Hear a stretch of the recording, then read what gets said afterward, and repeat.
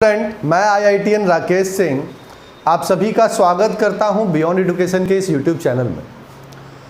अपने पिछले लेक्चर में हम लोगों ने इंटीग्रेशन क्या होता है इसको पढ़ लिया था। इंटीग्रेशन के कॉन्सेप्ट को हम लोग बहुत अच्छे से अब समझ चुके हैं, पर आपको याद होगा कि मैंने कहा था कि इंटीग्रेशन में जो प्लस सी हम यूज़ कर रहे थे, हम उसको क्यों यूज़ करते हैं। आज के इस लेक्चर में हम उसी पे बात करेंगे और आपको इंटीग्रेशन के कुछ क्वेश्चंस हम करके दिखाने वाले हैं, करके सॉल्व आपको हम दिखाने वाले हैं, जिससे आपका इंटीग्रेशन जो है वो हो जाएगा कंप्लीट। चलिए देखिए बाबू, हम लोग स्टार्ट करते हैं इंटीग्रेशन, और इंटीग्रेशन में प्लस सी क्यों होता है आज उसको समझते हैं। जैसे सबसे पहले एक क्वेश्चन को देखिए, फॉर्मूला आपको याद होना चाहिए। हमने लिखा कि integrate x square dx, clear है। हमने क्या लिखा, इंटीग्रेट एक्स स्क्वायर dx। तो बाबू ये आपका इनडिफिनिट इंटीग्रेशन है। मैंने कहा था कि जब हम इनडिफिनिट इंटीग्रेशन करते हैं तो इनडिफिनिट इंटीग्रेशन करने पे हम प्लस सी ऐड करते हैं।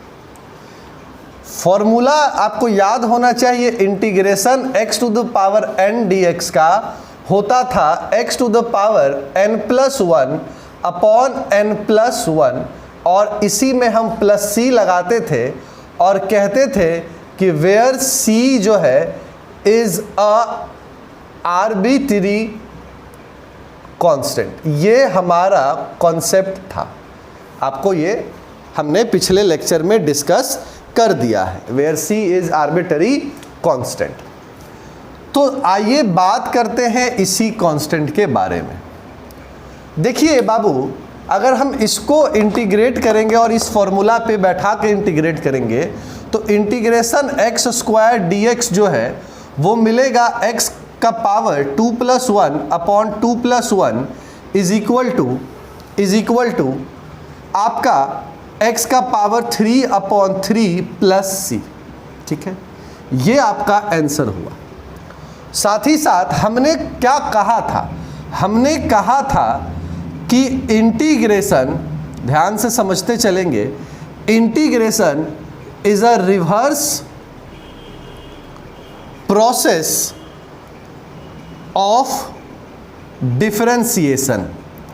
Integration is a reverse process of differentiation. Clear है। आपको और याद होना चाहिए कि हमने कहा था कि डिफरेंशिएशन d dx एक कांस्टेंट का क्या होता है, तो आपको याद होना चाहिए कि डिफरेंशिएशन कांस्टेंट का क्या होता है, तो वो होता है आपका 0।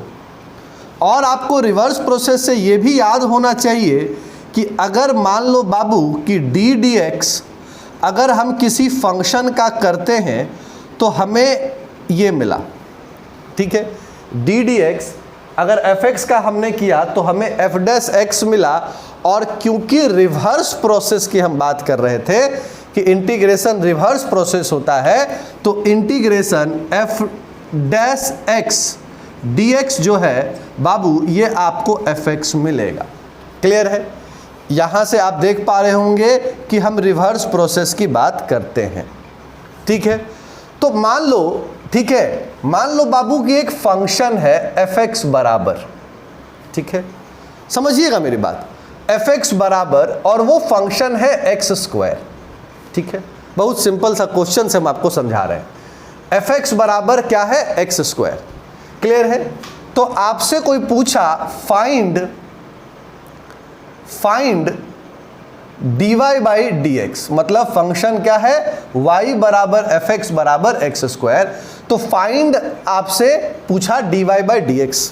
ठीक है, तो आपने लिखा सॉल्यूशन में dy by dx is equal to d dx fx is equal to d dx x square, और फॉर्मूला आपको याद होगा कि d dx x to the power n का होता था n x to the power n-1। ठीक है, तो बाबू d D x F x का मिला आपको f dash x and this is equal to 2x। Clear है? ये आपको समझ में अभी आ चुका है कि एफ डैश एक्स क्या हुआ, 2x हुआ। तो अगर रिवर्स प्रोसेस है, अगर फिर से अगर इंटीग्रेशन जो है वो आपका बाबू रिवर्स प्रोसेस है, ठीक है, तो अगर हम इंटीग्रेट करेंगे 2x dx को तो हमको एक्स स्क्वायर मिलना चाहिए। सही हुआ ना? हमें एक्स स्क्वायर मिलना चाहिए। तो हम इसको इंटीग्रेट करते हैं तो 2 बाहर, x का power 1 dx which is equal to 2x का पावर 1 + 1 अपॉन 1 + 1, क्लियर है, is equal to 2x square upon 2। यहाँ से ये कट गया, अभी मैंने यहाँ पे प्लस ही नहीं लगाया है, मैं समझाने के बाद लगाऊंगा अब। क्लियर है? तो ये आपको मिला x स्क्वायर। ठीक है, ये एकदम मेरा ये जो हम लाइन कह रहे हैं कि integration is a reverse process of differentiation, इस क्वेश्चन ने उस लाइन के ऊपर मुहर लगा दी कि ये जो लाइन है integration is a reverse process of differentiation, ये सही हुआ। पर एक दूसरा क्वेश्चन देखिए बाबू, क्वेश्चन है y बराबर एफ एक्स बराबर एक्स स्क्वायर प्लस 2। क्या है क्वेश्चन? क्वेश्चन है y बराबर F x is equal to X square plus 2, जहां पे 2 कांस्टेंट है, एक्स स्क्वायर जो है अलजेब्रिक फंक्शन है। क्लियर है? अगर हम इसका dy बाई डी एक्स करें तो dy by D x is equal to D D x F x is equal to F dash X is equal to D D X X square plus 2। और differentiation करते समय मैंने आपको जो है बता दिया है तरीका, फॉर्मूला, तो आप लिखोगे D D X X square plus D D x 2। Clear है? 2। तो यहाँ पे बाबू इसका आंसर हो गया 2x। ठीक है, फॉर्मूला पे, इस फॉर्मूला पे हो गया इसका 2x, और कांस्टेंट का डिफरेंशिएशन अभी हम तुमको बताए कि वो हो गया 0। क्लियर है? तो हम अभी क्या समझे? हम समझे, ठीक है, कि dy by D X X square plus 2 का, एक्स स्क्वायर प्लस 2 का क्या आया? ये आया बाबू आपको 2x। ठीक है, 2x प्लस 0 तो 2x। ठीक है, तो अगर हम इस लाइन को समझ रहे हैं और इसको सही मान रहे हैं कि integration is a reverse process of differentiation, इसका मतलब कि अगर हम इसको इंटीग्रेट करें तो हमको एक्स स्क्वायर प्लस 2 आना चाहिए। आ रही बात समझ में? अगर integration is a reverse process of differentiation, अगर ये लाइन सही है तो इसका मतलब है कि जब हम इस 2x को इंटीग्रेट करें तो हमें एक्स स्क्वायर प्लस 2 आना चाहिए। चलिए करके देखते हैं। तो इंटीग्रेट किया, ठीक है, 2x को इंटीग्रेट किया, आपको 2x को, ठीक है, तो बाबू यहाँ पे 2x को जब इंटीग्रेट किया विथ रिस्पेक्ट टू dx, तो बाबू 2 बाहर और इंटीग्रेशन आपको क्या मिला? तो आपको मिला x dx, और फॉर्मूला पे 2x का पावर 2 अपॉन 2 प्लस, ठीक है, प्लस, अभी मैंने कहा था कि मैं प्लस समझाने के बाद अब लगाऊंगा, तो बाबू यहाँ से 2 कट गया और एक्स स्क्वायर आया। क्लियर है? तो अब आप एक चीज़ समझिए, अगर हमने 2x को इंटीग्रेट किया तो हमें जो है एक्स स्क्वायर आया।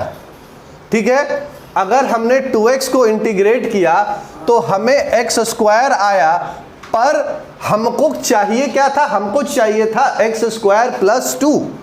फिर से मैं बात रिपीट कर दूं, हमको चाहिए था एक्स स्क्वायर प्लस 2, इसलिए क्योंकि देखो यहाँ पे जो पहला क्वेश्चन है y बराबर, ठीक है, सुनना मेरी बात, जो पहला क्वेश्चन है y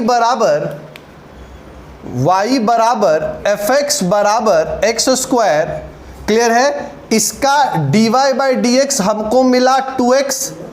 क्लियर है? इसको इंटीग्रेट किए 2x को तो हमको x स्क्वायर मिला, और y बराबर F X equals to X square plus 2 है, इसका हमने dy बाई डी एक्स किया, ठीक है, तो हमको 2x मिला। समझ रहे हो मेरे कहने का मतलब क्या है? मेरे कहने का मतलब है कि y बराबर एफ एक्स बराबर एक्स स्क्वायर का डिफरेंशिएशन और y बराबर F X equals to X square plus 2 का डिफरेंशिएशन, ये दोनों का डिफरेंशिएशन 2x हो रहा है, क्लियर है। पर इसका इंटीग्रेशन किए तो एक्स स्क्वायर मिला, पर अगर हम इसका इंटीग्रेशन करेंगे तो बाबू हमको वापस से एक्स स्क्वायर ही मिलेगा, हमको यहाँ पे प्लस 2 चाहिए। तो हम क्या करते हैं, हम एक्स स्क्वायर, ठीक है, जब इसको हम डिफरेंशिएट करते हैं, ठीक है, तो 2x तो हुआ ही, पर जब हम इंटीग्रेट करते हैं तो क्योंकि रिवर्स प्रोसेस है तो हमको यहाँ पे 2 चाहिए, हमको पता तो होगा नहीं कि 2 था, तो हम यहाँ पे प्लस c लगा देते हैं और इसको इससे कंपेयर करके कहेंगे कि सर c जो है वो 2 है।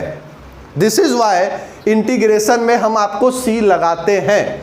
इसको आप नोट कर लीजिए और आगे 1-2 क्वेश्चन से पहले इस चीज़ को और हम समझाते हैं, नोट किया जाए। चलिए कुछ और एग्जाम्पल से प्लस c का इंपॉर्टेंस को समझते हैं। जैसे बाबू देखो, एक क्वेश्चन है y बराबर X square plus 2x plus 3, ठीक है, ये y एक फंक्शन है, ठीक है, this is equal to a function f of x, और उसका वैल्यू दिया हुआ है x square plus 2x plus 3। तो अगर बाबू हम इसका dy बाई डी एक्स करें तो dy by D x is equal to D D x of function f x is equal to D D x of, ठीक है, x square plus 2x plus 3। और आपको हम बता चुके हैं इसका तरीका करने का, तो आपने यहाँ पे लिखा D D X X square plus 2 D D X x plus D D x of 3, ठीक है। सो बाबू फॉर्मूला के हिसाब से ये हो गया 2x plus 2 plus 0। So in short dy by D x is equal to 2x plus 2 आपका जो है ये आपको मिला। हम कहने का कह सकते हैं कि this is equal to F dash x, यही तो हम बताए हैं, ठीक। तो अगर हम इसको इंटीग्रेट करें तो हमको x square plus 2x plus 3 मिलना चाहिए, ठीक है। या पहले उसको करने से पहले एक और बात मैं आपको समझा दूं कि अगर इफ y बराबर एक्स स्क्वायर प्लस 2x ही रहता तो इसका dy बाई डी एक्स भी करते बाबू तो 2x प्लस 3 मिलता, सॉरी 2x प्लस 2 मिलता, ठीक है।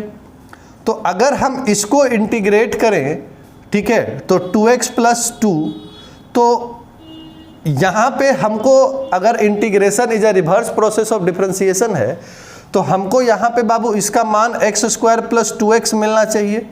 और अगर हम यहाँ पे करें इंटीग्रेशन, ठीक है, 2x प्लस 2 dx का, तो हमको x square plus 2x plus 3 मिलना चाहिए, ये 3 मिलना चाहिए।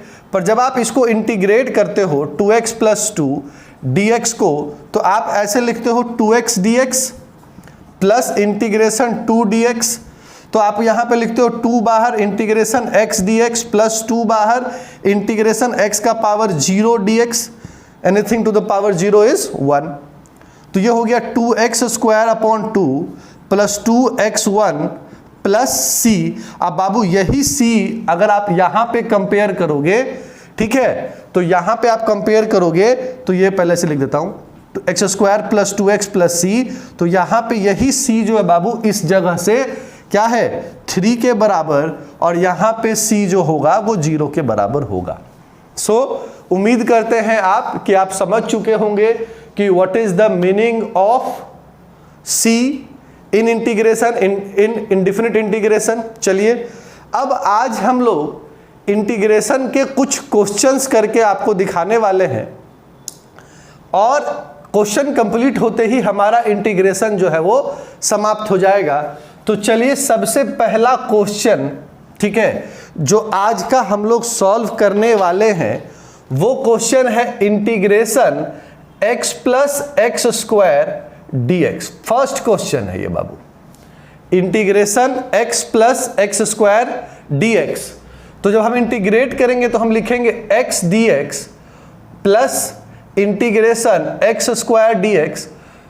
फॉर्मूला कौन सा यूज किया है वो भी आपको बता दूं कि इंटीग्रेशन अगर fx प्लस माइनस जी एक्स डी एक्स अगर है तो आपको इसका इंटीग्रेशन करना है और लिखेंगे fx dx plus minus integration gx dx।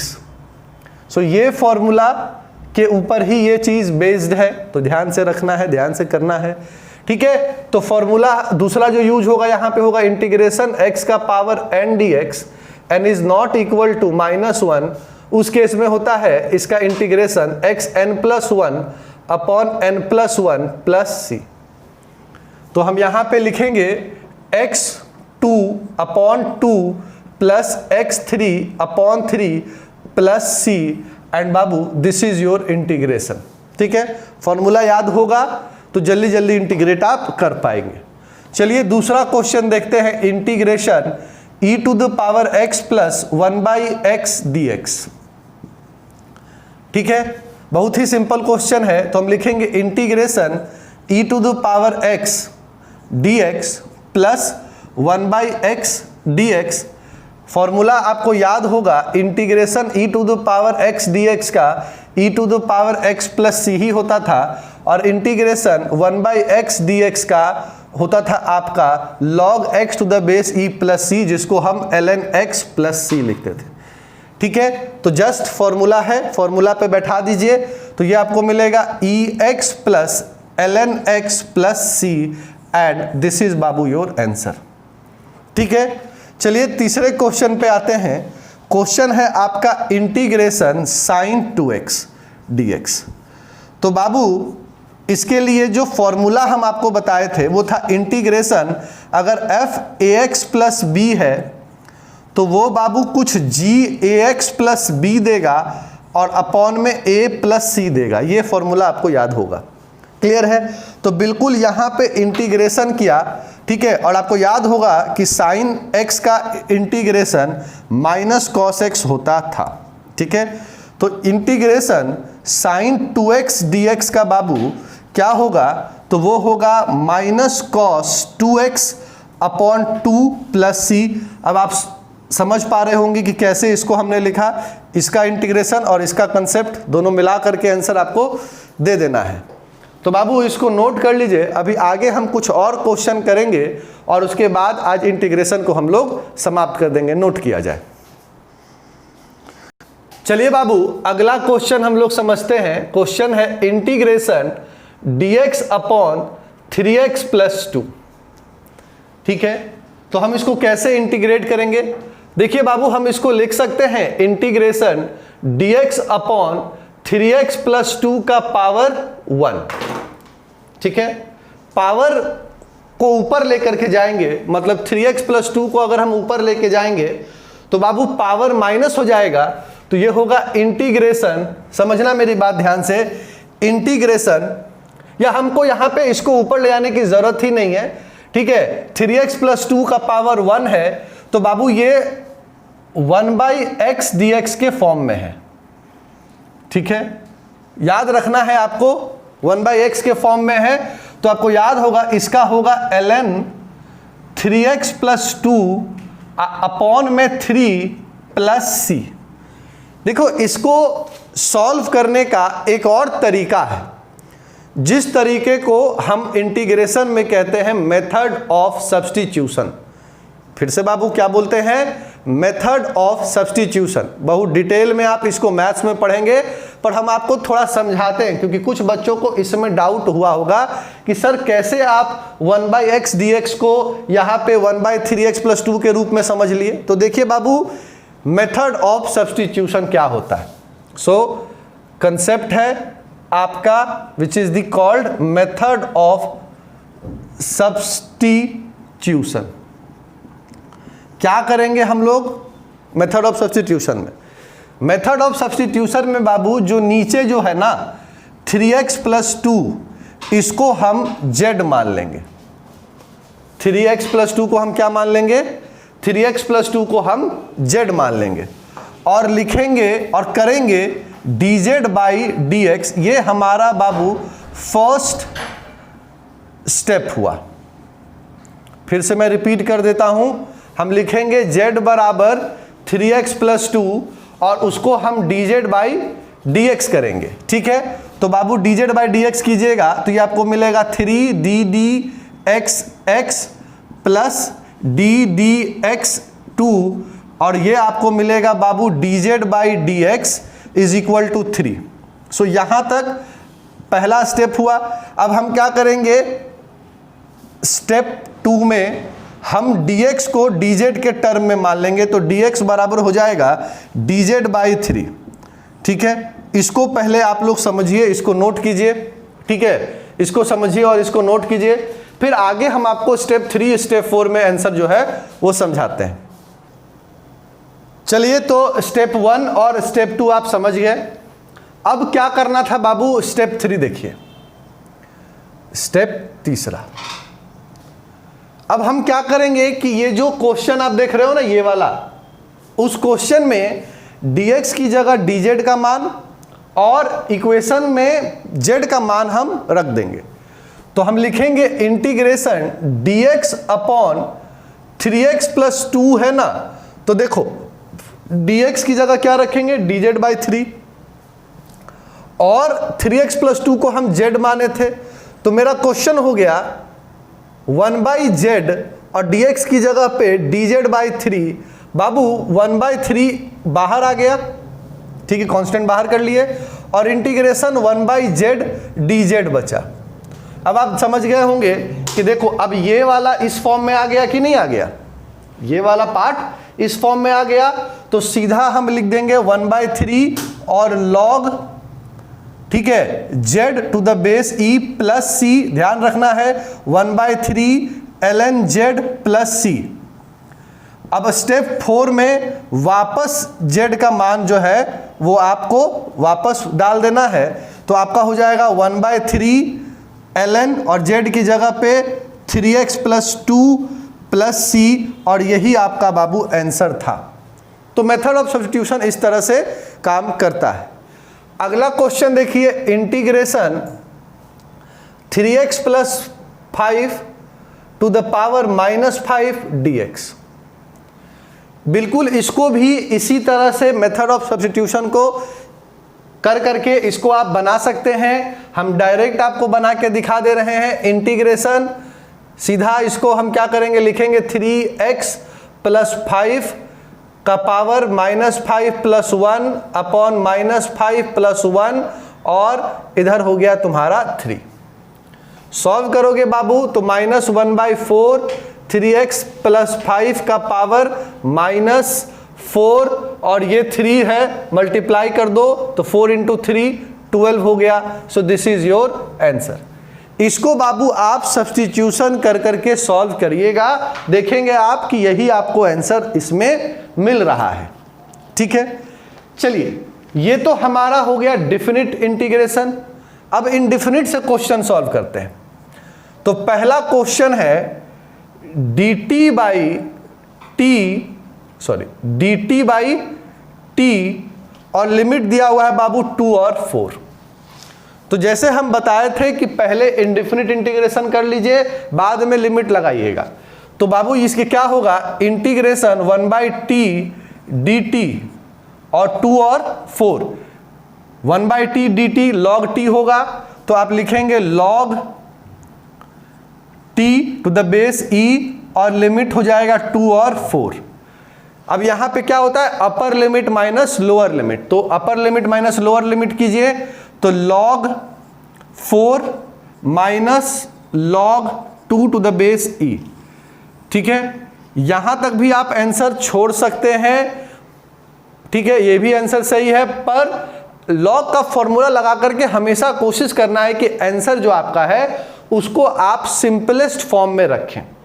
तो आपको याद होगा कि log m⁻a minus log n to the base a, ये log m अपॉन n to the base a होता था। ये फॉर्मूला हमने log के सेक्शन में डिस्क्राइब किया हुआ है, डिस्कस किया हुआ है। तो बिल्कुल यहां से आप लिखेंगे log 4 to the base e minus log 2 to the base e is equal to log 4/2 to the base e। 4/2 से ये कट गया तो ये आपको मिल गया log 2 to the base e, जिसको आप ln2 भी लिखते हैं। ठीक है, ये आपका हो गया बाबू इंडेफिनिट इंटीग्रेशन। जिस तरह से हम चल रहे हैं, जिस तरह से हम कैलकुलेट कर रहे हैं, आपको भी बिल्कुल वैसे ही कैलकुलेट करना है, वैसे ही आपको सॉल्व करना है। ज़्यादा डिटेल में मैथ्स में है, अभी हमारा फिजिक्स के काम लायक हमने इसको पढ़ लिया है। इसको आप नोट कर लीजिए, कुछ और क्वेश्चन करके आज इंटीग्रेशन को ख़त्म करने वाले हैं। अब नेक्स्ट क्वेश्चन करते हैं बाबू। क्वेश्चन है इंटीग्रेशन आपका cos 3x dx और लिमिट लगा हुआ है बाबू 0 से π/4। कैसे करेंगे? तो बिल्कुल जैसा बताए हैं कि पहले इंडेफिनिट इंटीग्रेट कर लीजिए, लिमिट उसके बाद लगाइएगा। तो सबसे पहले लिखेंगे cos का, याद करो cos का साइन होता है, ठीक है। तो आप लिखिएगा इसको बाबू sin 3x/3 और यहां पे लिमिट लगेगा 0 से π/4, ठीक है। 1/3 को बाहर कर लीजिए, लिखिएगा sin 3x और लिमिट 0 से π/4। अब क्या होता है, upper limit minus lower limit होता है। तो 1/3 ब्रैकेट में sin 3x की जगह अपर लिमिट रख दीजिएगा, ठीक है, और फिर x की जगह पे लोअर लिमिट रख दीजिएगा। लोअर लिमिट रखिएगा 3 × 0 पूरा 0 कर देगा, ठीक है। तो आपको क्या मिला 1/3 और देखो बाबू sin 3π/4। 3π/4 का मतलब देखो π/4 पहले समझो, पाई का मान 180 डिग्री हुआ, 4 करोगे, देखो 2 बार में 90, ये 45। इसे करने की जरूरत नहीं, बट समझाने के लिए कर रहे हैं। और 45 × 3 135 हुआ, और साइन 135 सेकेंड क्वाड्रेंट में पॉजिटिव और वैल्यू 1/√2। तो 1/√2 हुआ और साइन 0 0 हुआ। सो आंसर हो गया 1/3√2 and this is your answer, ठीक है। चलिए अगला क्वेश्चन भी आपको करते हैं। अगला क्वेश्चन है इंटीग्रेशन 0 to e⁻x - 1/x², और बाबू यहां पे हो गया dx, ठीक है। आ गई बात समझ में? बिल्कुल जैसे आपको करना है, आप लिखेंगे इंटीग्रेशन e⁻x dx 0 से 2 लिमिट माइनस 1/x² dx 0 से 2 लिमिट। एकदम तरीके से चलिएगा, कभी भी मिस्टेक नहीं होगा, ठीक है। तो अब आपको क्या लिखना है, आप देखिए यहां पे, ठीक है। चलिए सो अब देखिएगा बाबू, यहां पे हम क्या करेंगे, हम यहां पे लिखेंगे e⁻x का डिफरेंशिएशन इंटीग्रेशन करेंगे, वही मिलेगा, और लिमिट हो जाएगी आपका 0 to minus integration x - 2 dx और 0 से 2, ठीक है। तो ये हो गया e⁻2 माइनस e⁻0 माइनस इसका बाबू x - 2 + 1 अपॉन -2 + 1 और लिमिट में 0 से 2। तो e² anything to the power 0 is 1 minus minus plus और x का पावर -1 और लिमिट 0 से 2। समझ रहे हो मेरी बात? अब क्या करोगे, लिमिट लगा दोगे तो हो जाएगा e² -1 प्लस 2 का पावर -1 माइनस 0 का पावर -1, ठीक है। सो e² -1 प्लस 1/2, इसको सॉल्व करोगे ये हो जाएगा e² प्लस और minus -1/2 and this is your answer, ठीक है। बहुत दिमाग नहीं लगाना है, बहुत सिंपल तरीके से ही इसको रख के सॉल्व करना है। अगला क्वेश्चन इंटीग्रेशन 2x + 4, ठीक है, पावर 2x + 3 है, पावर 4 है और लिमिट है 0 से 1 dx, ठीक है बाबू। बहुत सिंपल तरीका है, 2x + 3 4 + 1, 4 + 1, इधर हो गया तुम्हारा 0 और 1, 1/5 को बाहर कर लीजिएगा, लिखिएगा 2x + 3 का पावर 5 और लिमिट 0 और 1। अब अपर लिमिट माइनस लोअर लिमिट कीजिए तो 1/5, ठीक है, x की जगह पे 1 रखिए तो 2 × 1, तो 2 × 1 2 + 3 5 का पावर 5 माइनस 0 रखिए तो 3 का पावर 5। सॉल्व कर लीजिए इसको, ठीक है, जो आएगा दैट इज योर आंसर, ठीक है। चलिए इसको हम सॉल्व करके आपको बताना है, ठीक है। तो ये आपका काम हुआ, आपको सॉल्व करके इसको जो है बताना है, ठीक है। चलिए नेक्स्ट क्वेश्चन पे आते हैं। क्वेश्चन है find the area enclosed, find the area enclosed by y = x², ठीक है, एंड दी x एक्सिस, ठीक है, फ्रॉम x = 0 टू x = 2। ऐसा क्वेश्चन आ जाए बाबू कभी भी तो सिंपली क्या कीजिएगा, इसको इंटीग्रेट कीजिएगा लिमिट के अंदर, तो क्या हो जाएगा x² dx और लिमिट 0 से 2 लगा दीजिएगा जो यहां पे दिया रहेगा, ठीक है। ये हो जाएगा बाबू x3/3 और लिमिट हो जाएगा तुम्हारा 0 और 2, तो 2 का पावर 3 माइनस 0 का पावर 3 और इधर 1/3, 2 का पावर 3 मतलब 8 और इधर 3, सो आंसर बाबू इसका 8/3 होगा। ये हमारा इंटीग्रेशन आज समाप्त हुआ।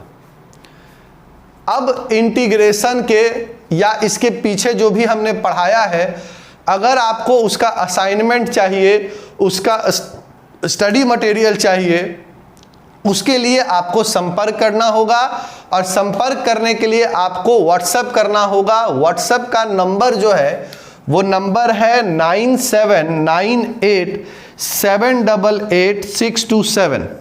मैं ये नंबर व्हाट्सएप का कमेंट में भी लिख दूंगा और डिस्क्रिप्शन में भी नंबर डाल दूंगा। किसी भी तरह का कोई भी समस्या है, कोई भी आपको परेशानी है, यहाँ तक कहीं कुछ समझने में दिक्कत है, तो उसके लिए आप संपर्क करिए। संपर्क करने के लिए व्हाट्सएप नंबर है।